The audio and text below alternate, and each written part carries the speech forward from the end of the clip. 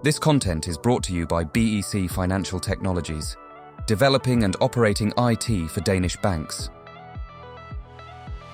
I believe now I'm ready to invite you for a journey, as Ola inspired me, for a little adventure to understand the youngest generation, which right now is already entering the workplaces and also will very soon be big part of the workforce. So the best we can do is to understand them and make sure our workplaces and teams and we as leaders are ready to welcome those new young generation. Few words about myself. I'm working in BEC for over 3 years. However, it was not like that from the very beginning. I started my career in finance, but I lacked interactions with people. That's why I ended up in employer branding and HR. And right now I'm responsible for talent program in BEC, leading this initiative in both countries we operate in, Denmark and Poland. And I have a privilege to work with retirees, so that's why the topic of my presentation would be mostly focused of the youngest colleagues at the workplace. And after hours, I'm leading the podcast, Employer Branding Przegadany, with my great colleague from here, actually. So, yeah. Thank you so much. Brief agenda, what you can expect today from my presentation. So firstly, I would briefly remind you, who are we talking about? So who is Gen Z? What kind of traits, personality traits can we expect from them? Then I will guide you through what they really need. I will base all of the insights on several reports. Then I will try to convince you why is it important. So I would rather, as a goal of this session, would like to have you a shifted mind from maybe a bit based on stereotypes rather to understanding. And I will share some good advice, what worked well for us in BEC, and will at the end encourage you for some reflection. So I hope it will be insightful. But before deep diving into what I prepared, I want to ask you for a little reflection. And if you would like, of course, you can share it out loud, or you can just have it in your mind, whatever suits you more. Please think about one word that you associate with Gen Z. Work-life balance. Do we have anything else from the audience? Technology. Definitely. Creativity, Ola? Smart solutions. Thanks a lot. And I'm super glad to hear that you are not, let's say, judgmental in your opinions. My job and the purpose of this presentation seems achievable then. These are the few reflections I've heard from young people. And just to give you a food for thought, inspiration, how they are thinking actually when considering looking for a new job or starting a new one. Does this job align with who I am? So it should be deeply rooted in their values. I want to grow, not just climb. I will show you later on some interesting statistics which actually could shift your way of thinking, because I believe Generation X, boomers, etc. had the mostly, of course, and here I'm generalizing, mostly prefer to climb. They understand growth as taking new career steps. Gen Z sees it totally differently. And the last one, the last statement. My mentor didn't just guide me, she listened. That made all the difference. So again, it's super great that we've got mentors at organizations, but they need to be prepared to really hear those young people, those mentees.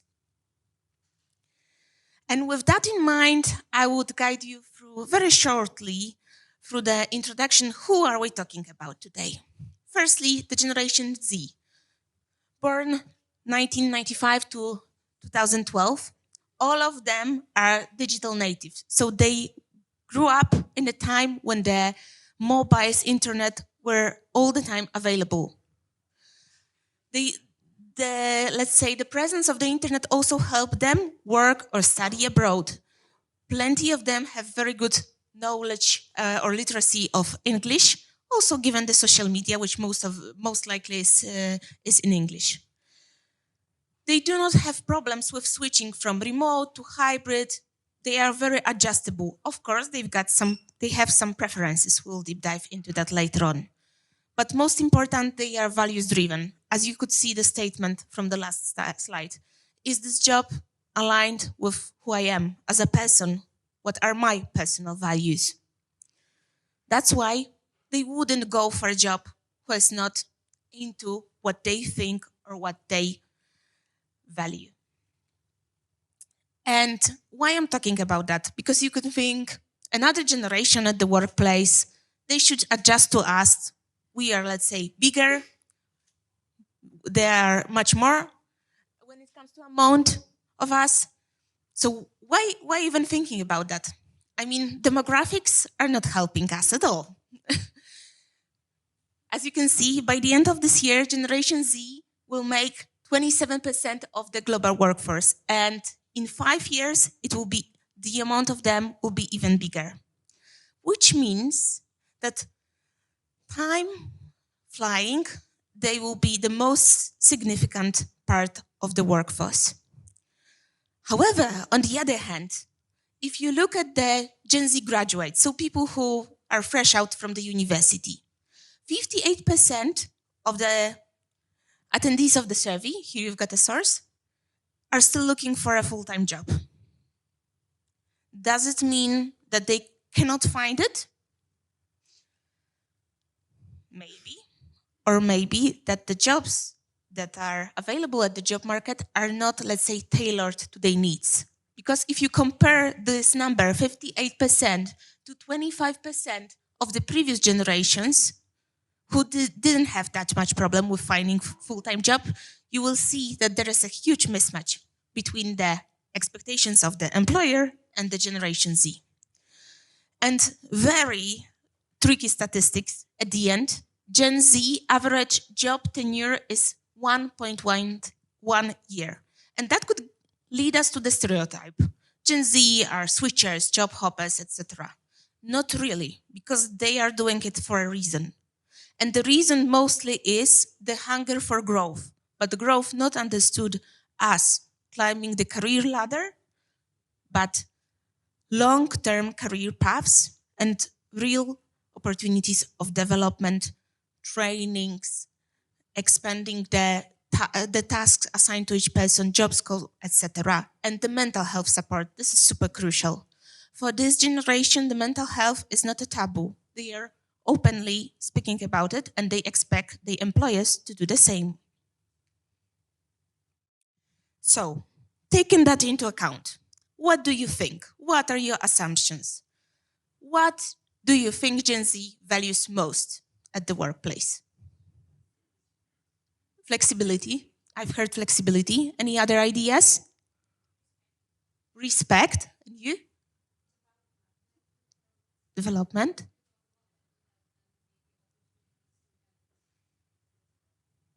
Opportunities to develop. Any other thoughts? Once again, teamwork. Communication. And you? Freedom. Let's see. Once again, definitely. Definitely, most of you were correct, but let's see what data says. And I would encourage you to take part in a little game. I will present some statements, and I would ask you to say, is it a myth or fact? Okay? First statement then. Gen Z only cares about salary. That was easy, right? Let's see what we have here for data. Definitely myth. And the fact is that actually, according from the Deloitte Global Gen Z and Millennials survey from this year, we see that 86% say purpose is a key for them. rather than money. The most important thing is definitely the meaningful work and the ethical employers. So not only how the employer is treating themselves, but how employer is responding to CSR activities, ecology, ESG, etc. Another statement for you to decide. Gen Z wants to be leaders. You probably have already a clue because I mentioned it before, right? That's not the most important part to climb the career ladder. They would rather prefer to be offered development opportunities. And let's see what data says. Of course, it's a myth already. We know that. But only 6% say that leadership is the career goal. So it's definitely not about, let's say, getting rid of old colleagues and taking their place in the organizational hierarchy. Definitely not. It's about having work-life balance, as you said, impact and real learning opportunities. And the last statement, Gen Z prefers hybrid work over fully remote. You think that they prefer hybrid work rather than remote? So hybrid, yay, remote, no. And you are correct. Yes, definitely flexibility is a key. However, again, Gen Z is all about balance. So it should be the place for connection and also a place for focused work. That's why hybrid is the most option addressing all of their needs. And now let me give you a little inspiration when you go back to your workplaces. What can you do to make sure that Gen Z feels seen, valued, and developed? Few advices. I will, of course, comment on some of them, and later on, I will guide you through what we are doing here in BEC to make sure Gen Z feels at home. So first option for you to consider is reverse mentoring. Has anybody heard about it? Yeah, so it's basically that usually the person who is less experienced is mentoring the other. Plenty of organizations, actually at the recent conference I've been to, I've heard that one of the Czech Republic banks had a CEO marketing the reverse mentoring program on LinkedIn and saying, hey, come to us and be my mentor. So they are looking for the mentors for an executive board. I believe very brave and eyes-opening for both sides. Create belonging. I mean, the statement sounds nice, but what does it mean really? It's mostly about having welcoming workplaces. So spend this time to prepare the onboarding for them. Assign a buddy, assign a mentor, include them into, let's say, team rituals. Remember to have some social interactions. So make them actually feeling being part of your team. Manager education. That's one thing I actually do here in BEC. So I'm conducting the sessions for managers, for leaders who are actually receiving those young people. What are the expectations of the youngest generation? That they are very fresh out from university. This is their very first job experience. They need guidance. They need to be taught how to manage stress, how to manage workload, how to say no. These are the skills that are super crucial for Gen Z, and nobody taught them at the university. And also Ola, you already met her. She's leading wonderful workshops about generation differences at our office. Neuro and culturally diverse focus. So building up on what Ola said again, being open for different needs. For example, let's say you've got a daily stand-up or a planning, sprint planning, and one person is all the time drawing something on her tablet. Some of you may think, disrespect, she's not listening, but that's the way she focuses. So she's drawing and spending this energy to process the information she's hearing. So just be open for little things like that. mental health focus. As I said to you at the beginning, for Gen Z, mental health is not a taboo anymore. So if you would like to have partnership relationship with them, you should definitely be open with speaking about this topic, provide as employer mental health support, psychological sessions, etc. Or let's say in more lighter way, you could just teach them how to deal with stress. And that will be still a lot for them. Frequent feedback. So it's not only about annual performance review, but it's also about weeklies, bi-weeklies, monthlies, etc. But super focused on them. They would like to know how they are performing and they want to know it now because they want to improve. That's why they need the feedback that frequently. And a few words how we are doing it at BEC. Of course, we have not been that much prepared to respond to those needs when we started with BEC Talent program. Few words here you can find what actually BEC Talent program is about. So it's a one-year development program for young people, mostly in finance and IT. Every year we start the camp in summer, August, and we hire from 20 to 30 new joiners every year. They have super intensive onboarding plan. For a month or even more, depending on the career path, they spend on learning with our mentors, with different types of actually learning opportunities like e-learnings, workshops, former talent program participants included in delivering sessions. After that, they are joining the team. And at the team, they have real tasks. Some of you here said Gen Z wants to have interesting tasks. Definitely. Not junior ones. Let's be honest, for that you've got AI now, right? You could give them something more creative and requiring critical thinking.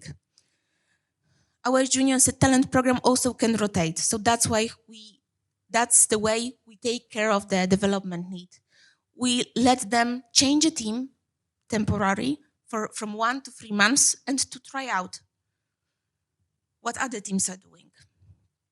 Each of them has also a mentor, a buddy, and the manager who is prepared how to receive them. Of course, they've got access to e-learning platforms.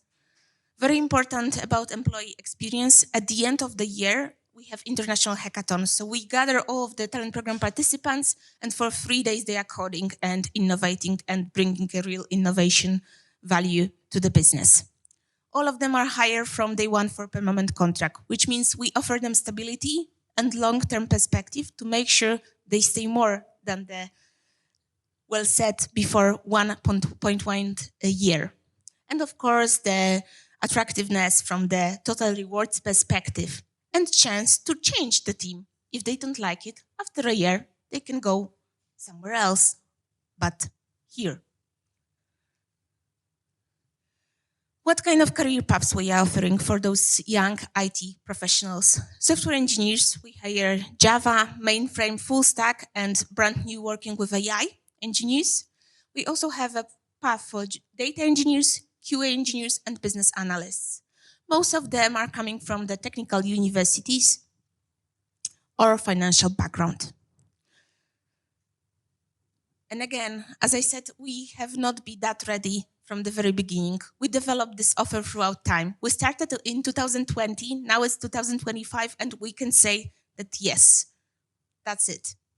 So a few tips. What is working for me when ensuring that this place is actually desired by Gen Z? So first of all, frequent feedbacks.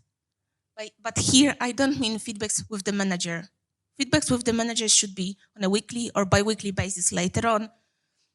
Feedbacks with me as a talent program lead, asking them how they are feeling, what do you need more, how can we support you, how do you evaluate the onboarding plan, what can we do better for the next edition. And I have this kind of feedbacks with them every after 3 months and after 12 months as well to sum up the whole year at us. All of them are participating in employee engagement survey, and I'm analyzing this data and later on proposing a new solutions, what could be changed. So those people are heard on a several levels, let's say. One is the manager, then is the check-in, and also the official source of information, which is engagement survey. We are building connection through fun. So we've got a social community. In BC, we're actually quite good at it. I mean, we've got plenty of passion clubs, and we also have a community of talent program participants. Every quarter, they gather together, even though they are located in different teams, they spend some time together to basically maintain those relationships. The optional rotation, hackathon, mobility, I already mentioned to you. That works super well because we kind of prevent the situation when they will go look for another job. They will just look for another job, but in the current workplace. Coaching sessions. If there are either behavioral problems or special needs of a talent, I'm always available for coaching sessions, also for managers to make sure they feel heard, but also the action points are taken. But the action points developed by themselves, not suggested by me.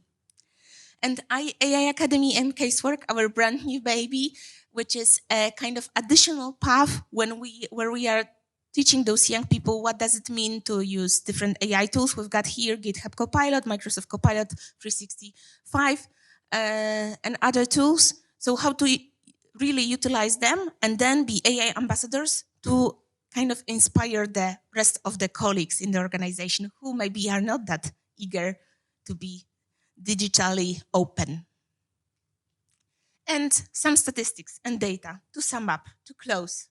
How is the, let's say, how big is the volume we are discussing? So since 2020, we have onboarded over 200 talents in Poland and almost 100 in Denmark. As you could see, we are offering different career paths. Of course, some of them are more popular in Poland, some of them are more popular in Denmark. It's connected strictly to our business. We are doing IT for Danish banks, which means that most of our junior business analysts will need to know Danish. In Poland, we mostly focus on junior software engineering path, but as you can see, we are also open and try out different paths throughout the years of developing program like data, infrastructure, or QA engineer. And if you are curious, does it really pay off? I mean, you're doing a lot of effort. Do they stay at the organization? I would say yes. And these are the data taken from the end of October, actually. So here you've got Denmark and Poland, and the years I hired those people, we hire them annually. And if you look at 2022, how many were hired? Around 15, 38% are still with us. Here, the ones from 2023, still 57% with us. From last year, 89, and from this year's batch, still everybody is employed. That's the data for Denmark. And for Poland, in 2022, we onboarded almost 60 people, quite a lot, right? 56 of them are still with us. From 2023, we hired 40 people and 60% of them still at BEC. And the newest data from 2024 and 2025, you could see accordingly. So it means that over the years, we try to offer several aspects to make sure that they are engaged. And I would say it definitely pays off to make sure that they exceed this 1.1 year tenure at the company. And to close my presentation, I would like to leave you with the reflection. Again, you can have it in your own mind or share with me out loud. What's one thing you will do differently next time when approaching Gen Z or when creating a, let's say, new policy at the company or as a leader? How differently would you approach your Generation Z representative at the workplace? And again, I'm not forcing you to speak out loud, just food for thought. And that was actually all from my side. I would like to thank you for your attention. Thank you for being open to receive Generation Z. And I hope I will have plenty of Gen Z ambassadors here after this presentation. If you would like, you can connect with me. I will be more than happy to talk to you either later on after the presentation or throughout the year. Thank you again.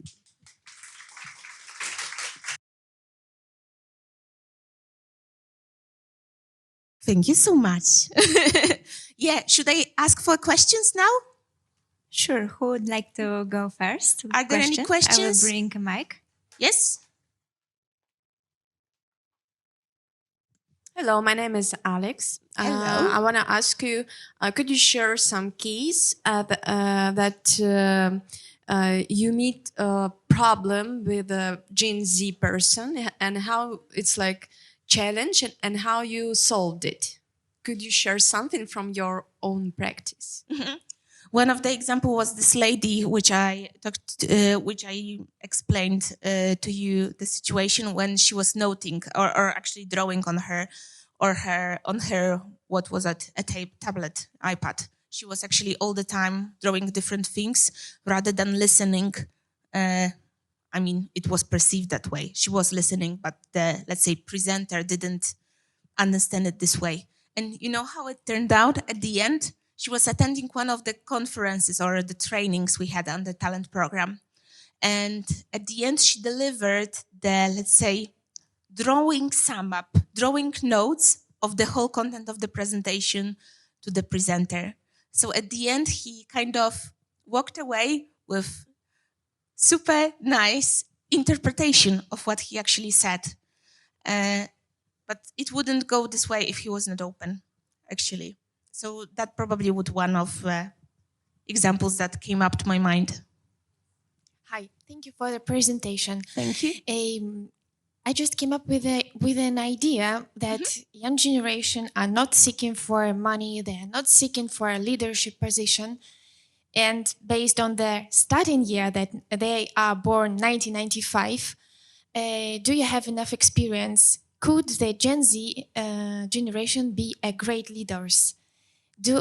Are they really? Because they had to at some point when there would be only Gen Zs on the market. But do you have any experience?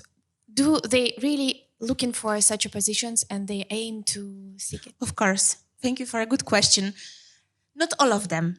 I mean, statistics are, let's say, true. When I look at mine statistic and a talent program, I've got several people who grew up to being a leader. We have one director who is a former talent program participant and one program lead. So I would say it's not the majority, but still they make up good leaders because, first of all, they know how to take care of work-life balance. That's the one thing. They hear the people. That's totally different style of leadership that probably we are used to. But I believe it's possible. I mean, my example from talent program participants shows it. Thank you so much. We have special award for you. That's nice. Thank you so much.